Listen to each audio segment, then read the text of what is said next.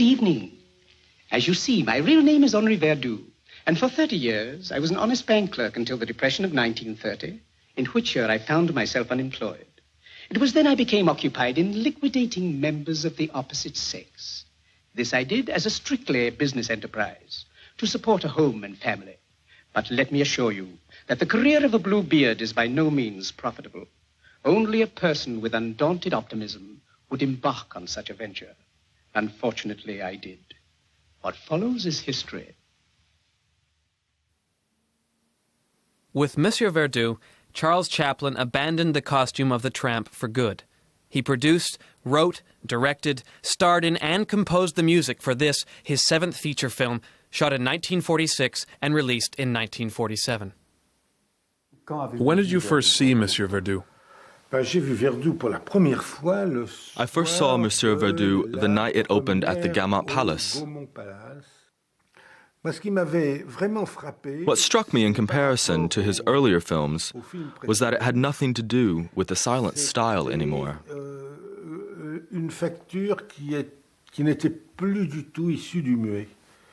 Though when I see it now, I realize that's not quite true. But he found a form which was a kind of talkie, which wasn't quite yet the case, I think, with The Great Dictator, where he moved back and forth between dialogue scenes and silent scenes, whereas Verdoux was entirely conceived as a talking picture.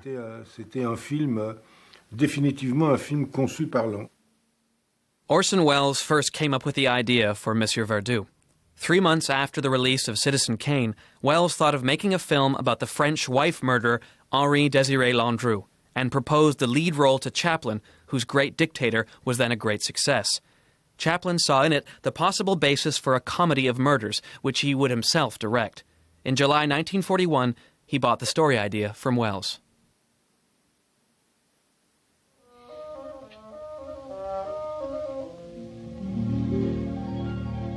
Chaplin had long been fascinated by Landru, and he combined his character with that of the English aesthete and murderer Thomas Wainwright, about whom Oscar Wilde had written an essay. In the end, Verdoux trimming his roses was one of the few details he retained from the real-life Landru, who became the subject of a film by Claude Chabrol in 1962. Landru wasn't a philosopher. Landru was a weirdo, and he was interesting as a weirdo. I mean, he was always evading the issue. Verdoux was a philosopher. Monsieur Verdoux came a full 7 years after The Great Dictator. In the meantime, America had entered the war. Chaplin was in favor of an alliance with the Soviet Union and the opening of a second front, which would quickly brand him as a communist or communist sympathizer. He also met the woman of his life, Una O'Neill, whom he married at the age of 18. But the press and the FBI hounded Chaplin when a paternity suit was filed against him. Here was an opportunity to make him pay for his leftist sympathies. He was acquitted by the courts, but not by public opinion. That year, the bomb was dropped on Hiroshima. Monsieur Verdoux would serve as a mirror to those troubled times in which the best-loved man in the world became a public enemy. Never, never in the history of jurisprudence have such terrifying deeds been brought to light. Gentlemen of the jury, you have before you a cruel and cynical monster. Look at him.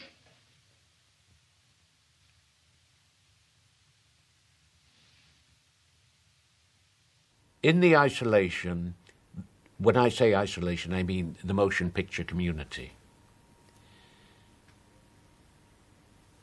There was a group, though, in town in the 40s, in this town, that was the most remarkable group of people. It was a group of refugees, so to speak, who had had to leave Germany because of Hitler.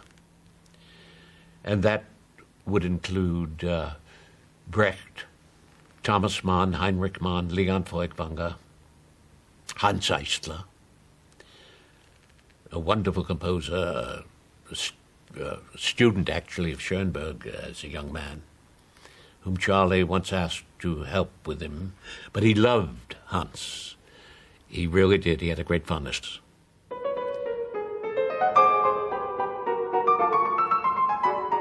When Eisler was summoned before the House Un-American Activities Committee, Chaplin publicly declared he was proud to be his friend. In a gesture of defiance, he opened Monsieur Verdoux in Washington the day after Eisler's hearing. In describing the harassment he was subject to, the composer seemed to speak as much for Chaplin as for himself. I have no any authority at all, but if you had made such a hearing without giving every week in the last 12 months things about me, which are not even sometimes the truth, but distortion or invention of somebody which told it to one of the members of the committee, when you would go on to this fantastic press campaign against an artist, I'm sure every red-blooded artist will be, after 1 year, after you nearly ruined him, very angry about this. Hans Eisler was threatened with deportation, and Chaplin asked Picasso for support. But solidarity among artists was no longer on the agenda, and to appeal to a foreign artist, and a communist to boot, was frankly a suicidal gesture.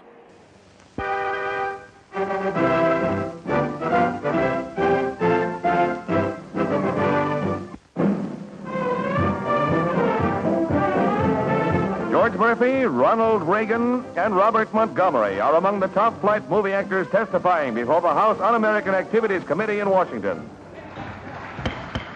For the motion picture industry, it was the start of the witch hunts, and Chaplin was to be its greatest victim. There will be no demonstrations.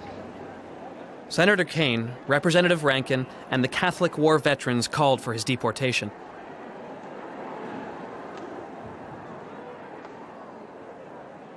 Monsieur Verdoux was boycotted in several states. It was his first commercial flop, except in Europe. Chaplin had no illusions. At the press conference for the film, he confronted the journalists. Thank you, ladies and gentlemen of the press. I'm not going to waste your time. I shall say proceed with the butchery. When all the world turns against a man, he becomes holy, he wrote in his notes for Verdoux. He lent his characters his own embittered reflections. Where there are no facts, sentiments prevail. As well as, it is more important to understand crime than to condemn it. It's a radical indictment of society through this one murderer. One of the most terrifying statements ever uttered against society is made in Monsieur Verdoux. Numbers sanctify. That's it. That's Verdoux's justification. The condemnation of any criminal society. I mean, of all warmongering societies.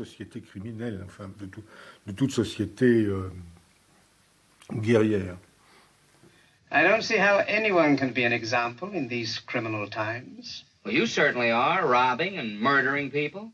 That's business. Well, other people don't do business that way. That's the history of many a big business. Wars, conflict.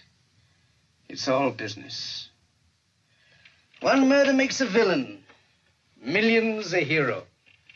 Numbers sanctify, my good fellow. The Production Code Administration, the film industry's internal censorship board, made no mistake about it. Before production started, approval was refused, labeling the scenario, still called A Comedy of Murders, unacceptable.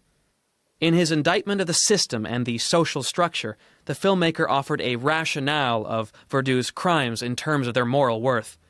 He minimized them in comparison with the mass murders of war.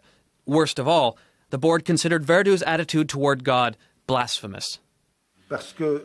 It's an atheistic film, truly atheistic. And it's hard to come out and say you're an atheist in the United States. Father Pharaoh to see you. By all means, show him in. The dialogue with the priest is really incredible because the priest isn't shown in a ridiculous light. He says nothing stupid. He simply finds himself checkmated.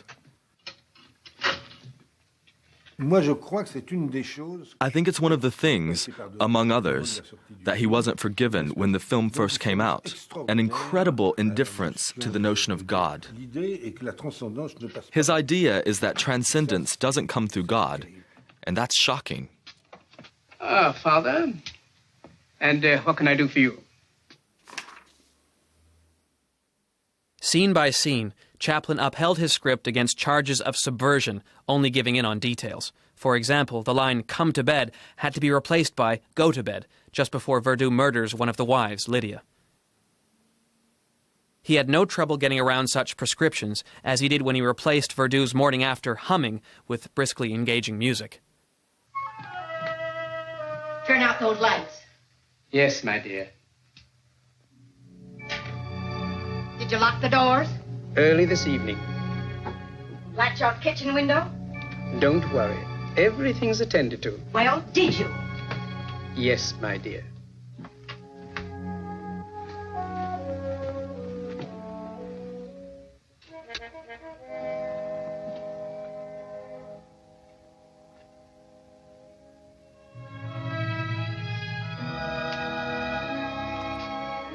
What a night. Yes, full moon. How beautiful this pale Endymion hour. What are you talking about? Endymion, my dear. A beautiful youth possessed by the moon. Well, forget about him and get to bed. Yes, my dear. Our feet were soft and flowers.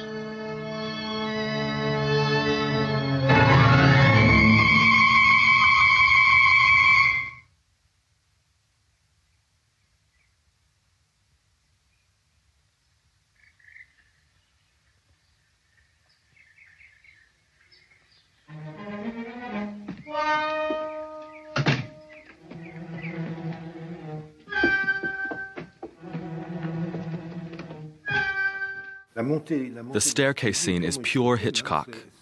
It's terrifying. It's pure suspense. It's admirably done with such simplicity, such efficiency. The tracking shot lasts only as long as it has to. You hardly notice it. It's great art form, that standpoint. And the shot on the landing is astonishing. There's an absolutely fantastic effectiveness in the mise en scène. We know exactly what's happened off camera. Between the night shot of the landing and the morning shot, you know exactly what's happened. It's perfectly comprehensible. As director, Chaplin does everything to put the audience on Monsieur Verdoux's side. Lydia! I thought you were in Indochina. I was, my dear, I was. Didn't you get my letters? What letters? I wrote you practically every day.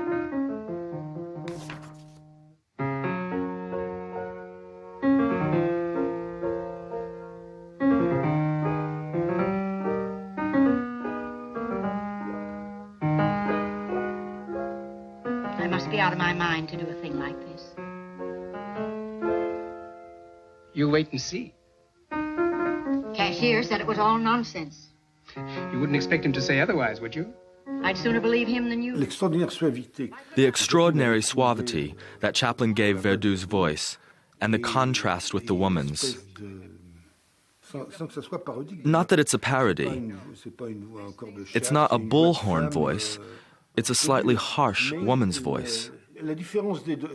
But the difference in the two voices suggests the direction our sympathies will follow. And they follow quite naturally. Hello, Annabella? This is your pigeon. I'm flying home. What's amazing in Verdoux is the fact that the women he kills are ugly and unbearable. Well, there's one he doesn't manage to kill. Martha Ray, the loudmouth, self-mocking comedienne, plays the awesome Annabella. It's the myth of the American shrew transposed to a French setting. She represents everything that, to the European mind, makes up American vitality and vulgarity, the indestructibility of these damned people. And thank God for that. As a matter of fact, all of Verdoux's attempts to upset that myth fail.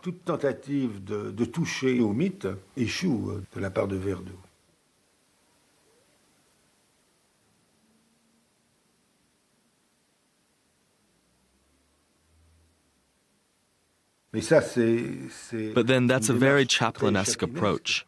He's found a way to express how hard it is to kill through his inability to kill her. And Martha Ray's character is really the kind of person you want to murder. Kill her already. But no. Verdoux' solution is not an easy one, Landru's neither for that matter. It's a difficult solution in as much as survival is concerned, which after all is the underlying principle of all of Chaplin's work. Chaplin equals survival. How do you survive?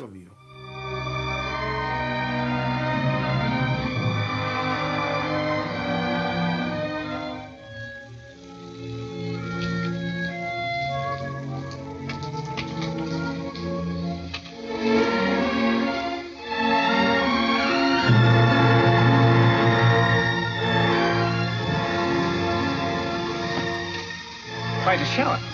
Yes, it is. Can I escort you anywhere? Oh, thank you. Allow me.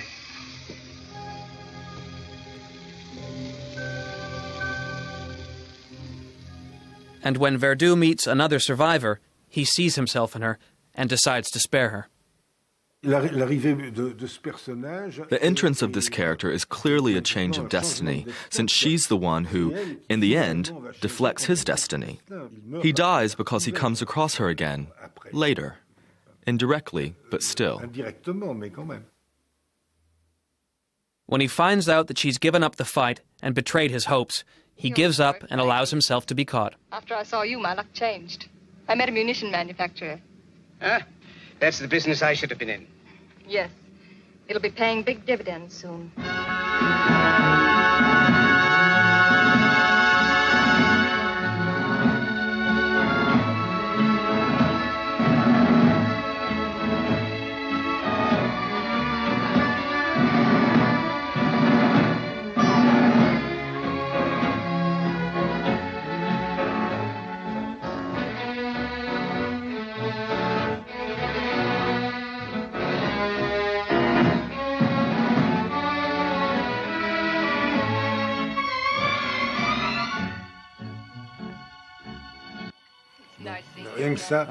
That one alone.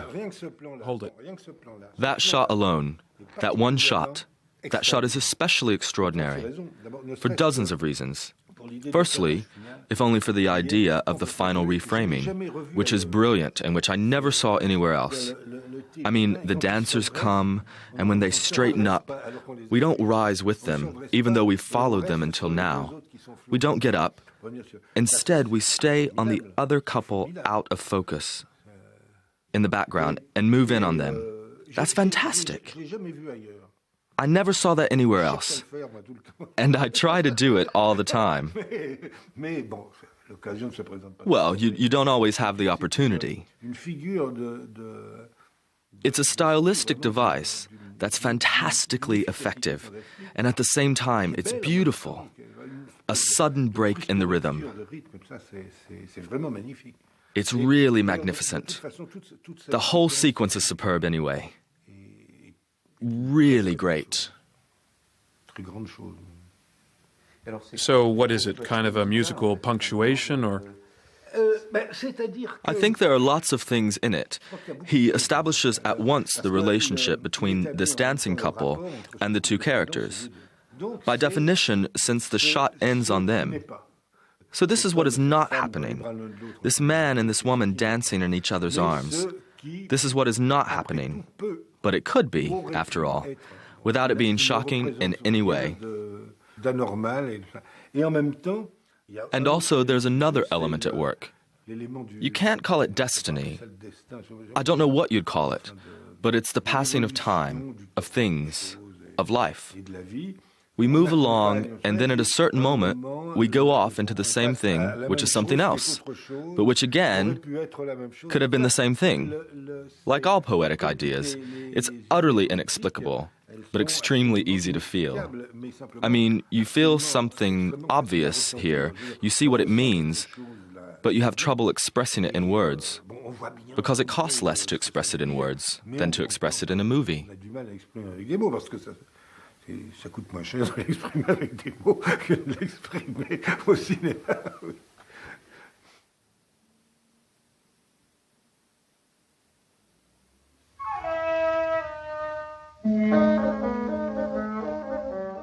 My technique, wrote Chaplin, is the outcome of thinking for myself, of my own logic and approach. It is not borrowed from what others are doing.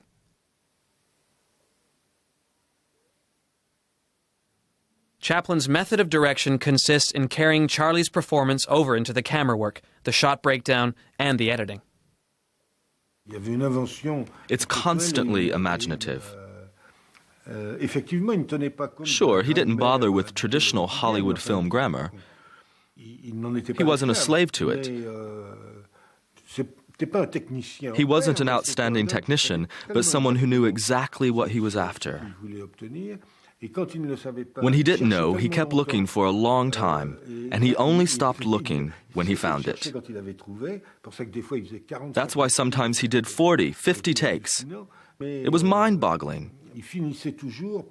But he always ended up knowing why he said, "That's it." He had found the shot.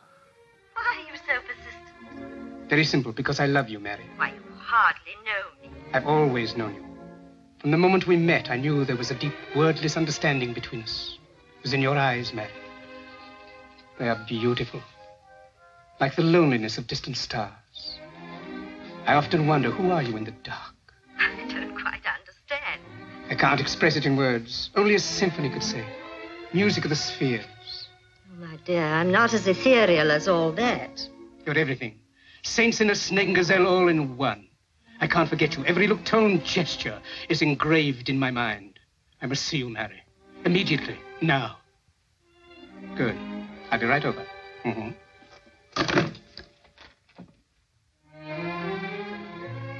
How much is that, please? You can't understand Chaplin's genius, Chaplin's fame, if you don't see that he was a completely exceptional actor and a thoroughly modern director.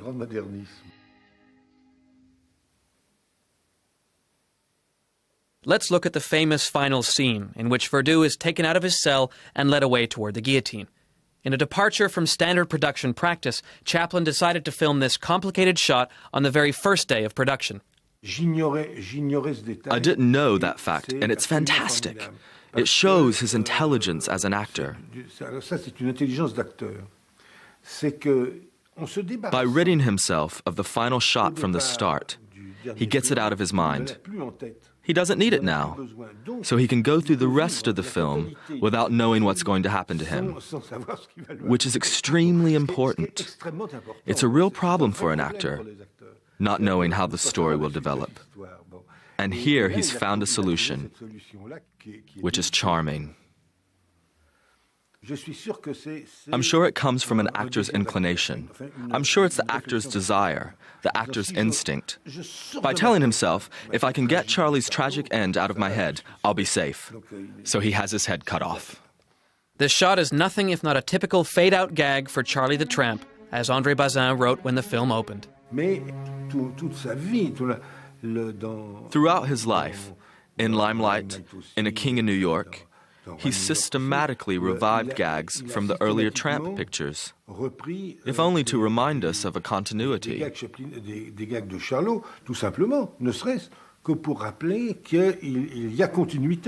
That is to say, the character is no longer Charlie, even as he remains Charlie.